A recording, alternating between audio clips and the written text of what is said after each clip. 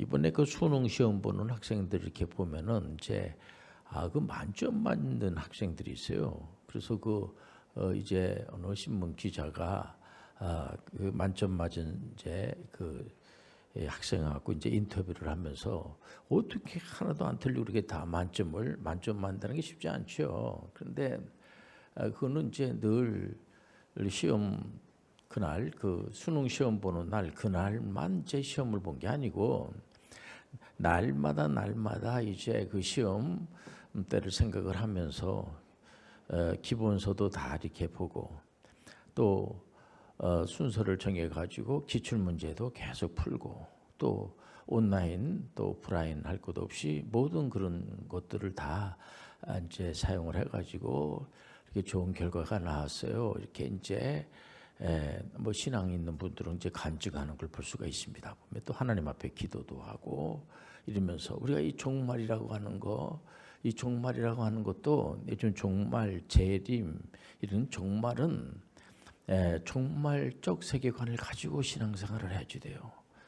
종말주의가 되면 안 되지만은 요즘 이제 잘못된 시한부 종말론자들이라든가 조건부 종말론자들이라든가 이제 이런 분들이 있어가지고 많은 사람들이 이제 오해를 해서 그 정말 그 자꾸만 생각 안 하는 게 좋지 이렇게 시험생이 말이에요 학생이 시험 날짜를 생각을 하지 않으면 안 되죠. 그래서 예수님께서도 계속해서 말씀하시는 것이 종말에 대한 메시지를 많이 전하는 것을 볼 수가 있습니다. 특별히 마태복음 24장은 아예 재림장, 종말장이라고 할 정도로까지 예수님께서 구약에서 보면은 계속해서 구약의 선지자들이 이제 예수님께서 만왕의 왕으로 이제 오실 겁니다. 계속해서 예수님이 오신다고 하는 그런 메시지의 내용이 구약의 말씀이 아니겠습니까?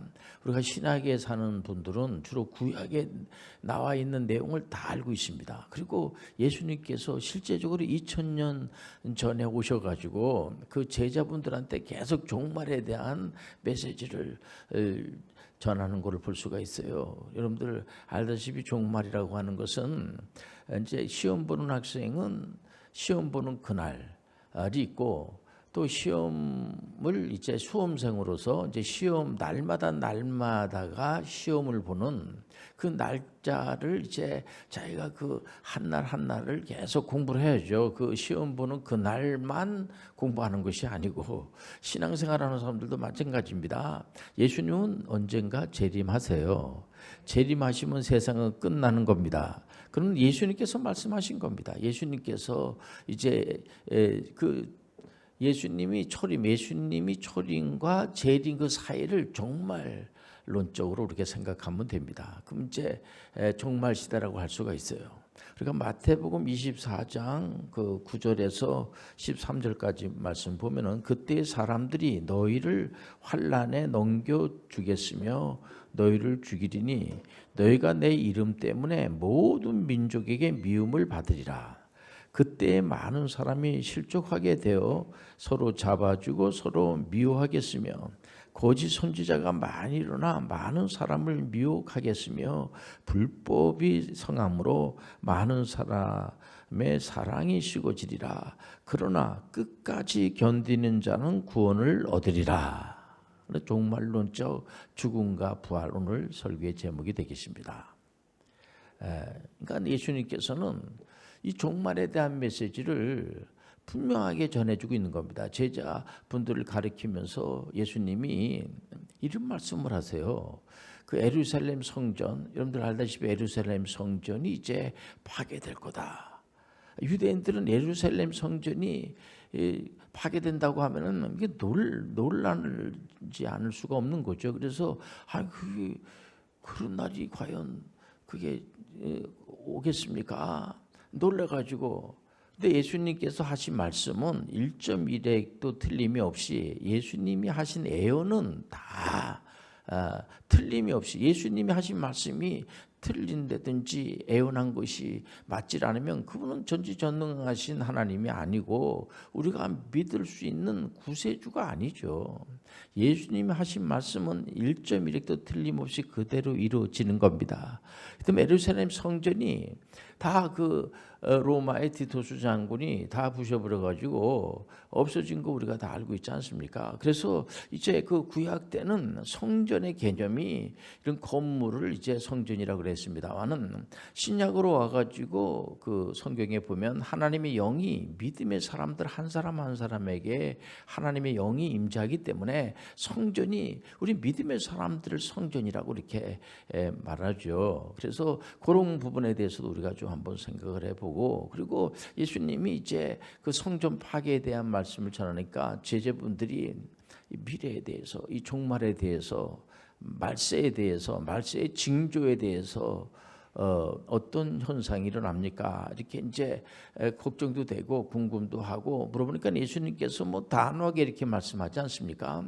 이제 마지막 때가 되면은 종말의 징조로서 자기가 구세주라고 하는 사람들이 나타날 거다. 그러니까 미혹의 영에 붙잡히지 마라. 근데 지금 2000년이 지난 지금에 와가지고 가만히 보면은 그동안에 자기가 구세주라고 하는 사람들이 한두 사람이 아니에요. 엄청나게 많은 사람들이 지금 80억이 지구상에 살고 있는데 대한민국에도 뭐 자기가 구세주라는 사람들이 많이 있고요. 또 다른 나라에도 자기가 구세주라고 하는 사람들이 예수 그리스도만이 구세주예요. 예수 그리스도만이 메시아예요. 그런데 자기가 구세주라는 사람들이 여기저기 할 것 없이 또 그걸 쫓아다니는 사람들도 많이 있고, 가만히 얘기를 들어보니까 자기가 구세주라고, 직접 자기가 구세주라는 얘기는 안 해도 그 강의를 듣고 자꾸만 그 교육을 받다 보면은 이 사람 구세주 맞네, 이렇게 이제 유도를 한다는 거죠. 그런 사람들이 굉장히 많아요. 거짓 그런 이 선지자들이라고 할 수가 있죠. 이런 사람들이 마지막 때가 되면 이런 사람들이 여기저기 자꾸만 나타나게 되고, 또 이 종말론적으로 이렇게 주장하는 분들 중에서 보면은 이 전쟁이 일어나고, 전쟁이 일어난다는 사실에 대해서는 예수님께서도 말씀하셨어요. 전쟁이 일어나고 전쟁이 일어나지 않을 거야. 근데 1차 세계대전이 일어나지 않았겠습니까? 또 2차 세계대전도 일어나고, 지금 코로나19 이 팬데믹 시대지만은 벌써 또 러시아하고 우크라이나하고 전쟁이 계속 지금 멈추지 않고 있는 거 다 알고 있지 않습니까? 전쟁은 이제 끊이지 않고 전쟁이 일어날 거다라고 하는 사실을 예수님께서 종말론적으로 메시지를 전할 때 전쟁이 일어날 거야. 전쟁이 일어나지만은 전쟁이 일어난다고 그래가지고 세상이 끝나는 건 아니다.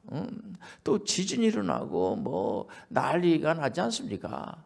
어느 나라는 뭐 지진 때문에 굉장히 걱정을 많이 하고, 또 어떤 분들은 백두산이 이제 언제 터질지 모른다고 그러고, 이제 과학자들도 그걸 애견하는 분들이 많이 있어요. 보면 지진이 일어난다. 맞아요. 예수님께서 지진이 일어난다는 사실도 예수님께서 말씀하셨습니다. 그렇기 때문에 지진이 일어나는 것은 이상하지 않아요. 그리고 지진이 일어난다고 그래가지고 세상이 끝나는 게 아니죠. 그러니까 이제 예수님께서 계속해서 이제 제자분들한테 종말에 대한 메시지를 전하는데, 우리 창세기 때에도 이렇게 보게 되면은 첫 아담 하나님의 창조물 중에서 가장 아름답게, 가장 이제 하나님께서 창조하시고 그렇게 기뻐하셨던 아담이 하나님의 말씀을 듣기보다는 사단의 말을 듣는 겁니다.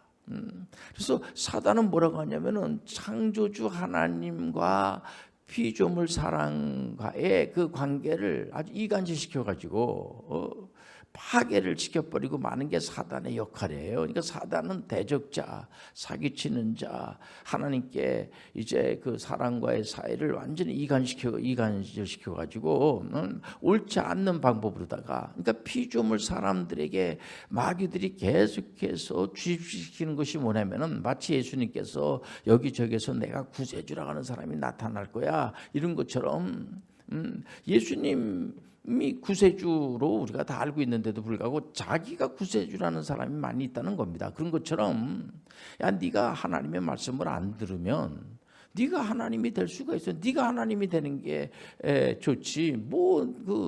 네가 창조주 피조물 하려고냐? 네가 창조주 하나님이 되면 좋지. 이게 여러분들 구약에서 계속 그 내용이 뭐냐면 자기 스스로가 하나님이 되려고 그러고 말해 보면 또 하나님께 뭐 이렇게 기도해가지고 안 들어주면 우리가 뭐 하나님이 들어주시면 모르지만 안 들어주시니까 하나님이 안 들어주지 않으시죠. 다 들어주시는데 우리가 믿는 하나님은 인격적이신 하나님이기 때문에 우리가 그냥 무조건 달라고 뭐 구한다고 다 주시는 분이 아니세요. 하나님의 합당한 그런 믿음 안에서 하나님이 주신 계명은 하나님 사랑과 이웃 사랑이에요.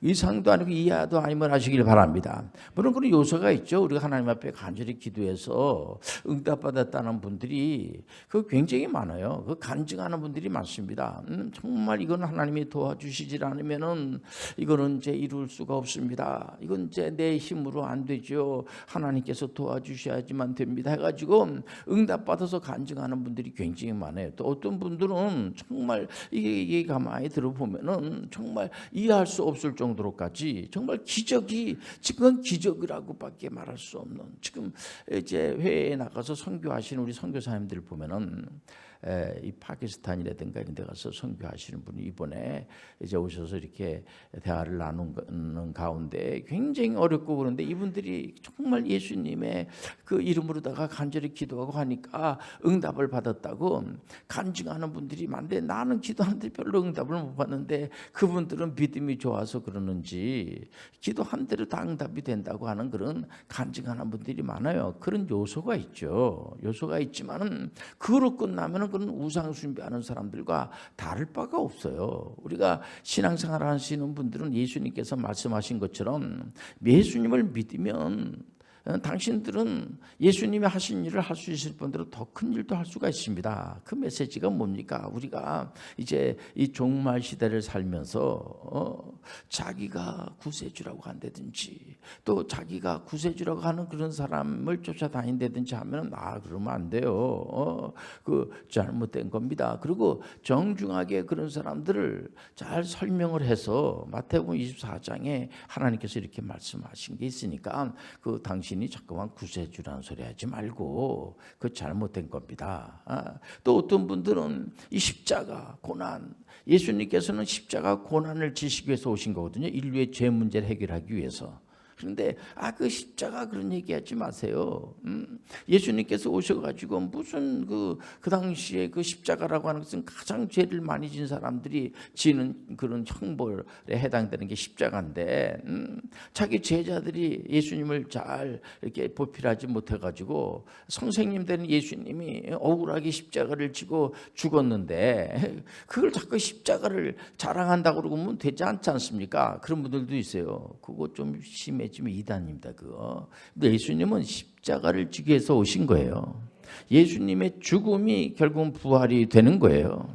여러분들 아무런 노력도 하지 않고 애쓰지도 않고 학생이 좋은 점수를 이제 그 결과가 좋기만을 바라면 그건 요행수고 그 인격적이신 하나님은 그런 방법으로 하지 않습니다. 절대로. 이번에도 우리 학생이 이제 WCPM 이제 대학 생 있지 않습니까? 이번에 이제 전체 올 A 플러스 맞았다고 저한테 이렇게 이제 그 문자를 보내고 하는데 그 학생이 계속해서 시간을 이제 다 정해놓고 계속 공부를 했기 때문에 그런 좋은 결과가 나오죠. 물론 이제 제가 보니까는 신앙생활도 게을리하지 않고 열심으로 신앙생활도 하고 그리고 그 학과 공부를 위해서 시간을 별도로 내 가지고 다 그 스케줄 대로 딱딱 맞춰서 항상 그렇게 하니까 이렇게 좋은 점수가 나오는 거죠. 그런 거 전혀 하지 않고 신앙도 마찬가지입니다. 우리가 신앙이 갑자기 이렇게 자라질 않아요. 점진적으로 조금씩 신앙이 자라는 거예요. 우리가 하나님 앞에 갈 때까지 신앙에 잠을 자지 마셔야 돼. 그래서 종말 불감증에 빠지면 안 돼요. 목표를 분명히 정해야 돼요. 우리 종말의 시대는 반드시 옵니다. 그래서 이 종말 시대에 이제 뭐 지진을 하고 전쟁들이 일어나고 또 여기저기에서 자기가 뭐 거짓 선지자들이 나오고 자기 구세주가 나오고 거기에 줄 서는 사람들이 많이 있지 않습니까? 그 잘못된 거죠. 그리고 신앙생활하기가 굉장히 힘들어진다는 거예요. 우리가 이 사도행전 28장을 보면 사도 바울 선생님이 굉장히 어려운 군 가운데 형무소 생활하면서 잠깐 나와가지고 그 셋집을 얻어가지고 오는 사람들에게 성경 말씀을, 천국 복음을 가르치는 곳으로다가 이제 28장이 끝나지 않습니까? 그때만 하더라도 그 이후로 예수님, 사도 바울 선생님도 물론 순교를 당하셨죠. 이제 그때 로마의 그 황제들이 만약 예수 믿으면, 예수님 하나님을 믿으니까, 구세주를 믿으니까 잡아다가 죽였어요. 그러니까는 그럼에도 불구하고 이분들이 믿음이 있으니까, 하나님의 영이 임재하니까 죽으면 죽으리라고 하는 믿음을 가지시고, 그 초대교회에 이 신앙생활 하시는 분들은 더 신앙생활을 많이 하시고 믿는 사람 숫자가 점점 더 많아지게 되고 말이에요. 보면은 이러면서 결국은 이분들이 나중에 콘스탄티누스가 말이에요, 기독교인들을 다 죽이지 않았습니까? 기독교인들 죽이면 안 돼요. 기독교를 인정해야지 됩니다. 예수 그리스도는 하나님이십니다. 예수 그리스도는 인류를 구원하는 구세주입니다. 예수 그리스도를 믿어야지만 됩니다. 그게 통과가 됐지 않았습니까? 그렇기 때문에 끝까지 죽으면 죽으라는 믿음을 가지고 여러분들 씨를 뿌리면은 언젠가는 좋은 결과가 나오는 거예요. 나중에는 황제가 야 이제 기독교만 인정을 해야지 돼, 여기까지 갈 정도면요, 우리가 죽음 십자가 없이 어떤 부활이 있겠습니까? 여러분들 신앙생활 하시는 분들이 아무런 그 기도도 하지 않고 말씀도 묵상하지 않고 말씀도 듣지도 않고 신앙의 잠을 자면서 무슨 좋은 그런 신앙이 될 수 있다고 할 수가 있겠습니까? 물론 이신칭의는 기독교의 하나님이 주신 은혜예요. 이신칭의가 뭐냐? 우리가 교회를 나오는 이유는 죄 문제 때문에 나오는 겁니다. 죄 문제로 해결할 수가 없어요. 죄 문제는 예수님께서 이제 십자가 피 흘려 돌아가심으로 말하면 피 흘림이 없이는 사죄 은총이 없다. 예수님을 믿음으로 예수님이 의롭다고 우리에게 칭의, 의롭다라고, 의로운 사람은 아닙니다. 우리가 의로운 자들은 아니에요. 그런데 예수님의 은혜로 의롭다라고 인정해 주는 거예요. 그럼 우리가 칭의로 끝나면 안 돼요. 칭의가 성화의 단계를 가야지 되고, 영화의 단계로 가기 위해서는 부단히 우리가 이제 신앙의 그 훈련에서 각 교회마다 이제 신앙 프로그램이 있지 않습니까? 거기에 다 참여를 하고, 그리고 이제 그 봉사도 하고 또 전도도 하고.